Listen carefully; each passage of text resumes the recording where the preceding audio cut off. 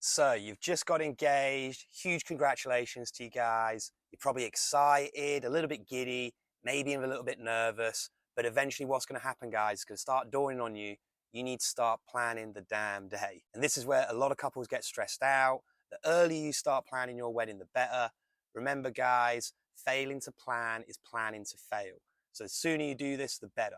This is why in today's podcast, we're going to go through my 5 top tips that you can start implementing within your planning before you've booked a venue, before you've booked a registrar, any suppliers, even before you've selected the date of your special day. So let's jump into this. Tip number 1, go around and speak to all of your family and friends who've got married within the past decade. The reason why I suggest this, guys, they've already been through the process. They know the steps of what to do when it comes to planning their wedding day. They also know what suppliers that they're going to need to get for the wedding. So you might as well sit there and draw from their knowledge. The other good thing about doing this, guys, you'll also get lots of suggestions of wedding suppliers who absolutely smashed it for your friends and family wedding. So it saves you a job of finding suppliers for the day. You can actually find people that you know you can trust to do a really good job. Tip number 2, I always recommend to couples to do something that I like to call the wedding guest audit. Now, the wedding guest audit, guys, is really simple. And it's going to be a little bit easier for you if you've recently been a guest at a wedding. What you're going to do, you're just going to imagine being a guest at your wedding from the moment they turn up all the way till the end of the evening. And by doing this, guys, you're going to find a few different things. First off, you're going to figure out what you actually need for your wedding day. So like the registrar, finding a venue, any transport that you need to think about, all of these things you need to think about for your wedding guests. The other good reason for doing this, guys, is it allows you to find what I like to call dead zones of your wedding.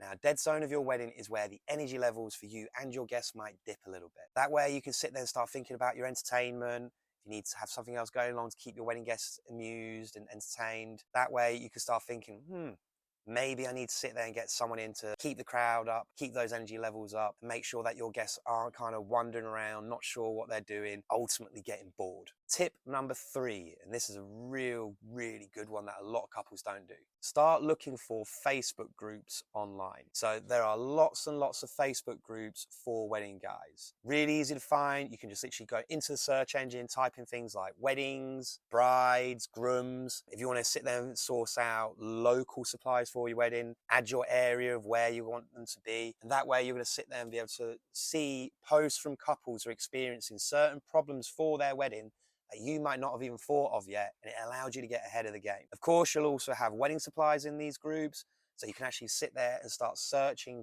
for different suppliers for your wedding, maybe even ask them some questions, and it allows you to sit there and send out any posts for any questions that comes to planning your special day. This is what the secret code is for actually having Facebook groups for weddings, is to get you guys some help for your wedding. Now, some of the Facebook groups that I can highly recommend that you guys go check out are Wedding Advice and Chat UK.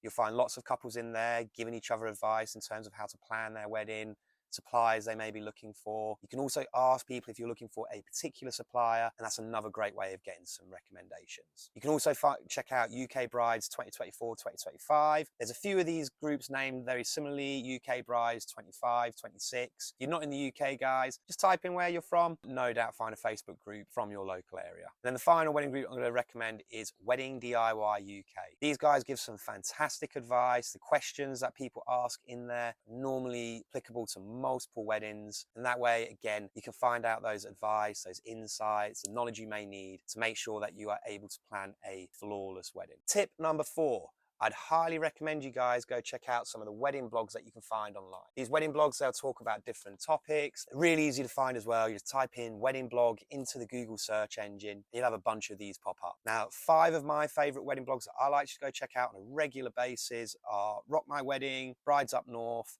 Love My Dress, Boho Wedding Blog, and Want That Wedding. These are 5 of the best wedding blogs in my opinion. Highly recommend you go check them out. You'll probably find that you'll get some insights and advice on how to go planning your wedding. And then my final tip, guys, when it comes to planning your special day, do go and visit wedding fairs in your local area. Now, wedding fairs are very simple. Literally what venues will do, they'll book in a bunch of different wedding suppliers and get them all in one location for you. That way you can have a chat with them, face to face. Because let's face it, phone calls don't often quite do it. And it allows you to sit there in maybe an hour, 2 hours, to walk around the venue, go see a bunch of different suppliers, ask some questions about what they do for their day, how they can help you. And most importantly, for a lot of you guys, how much are they going to cost to sit there and bring them in for your wedding. Other cool thing that often happens at wedding fairs and showcases, you'll often have stage runs, so you get to see fashion shows.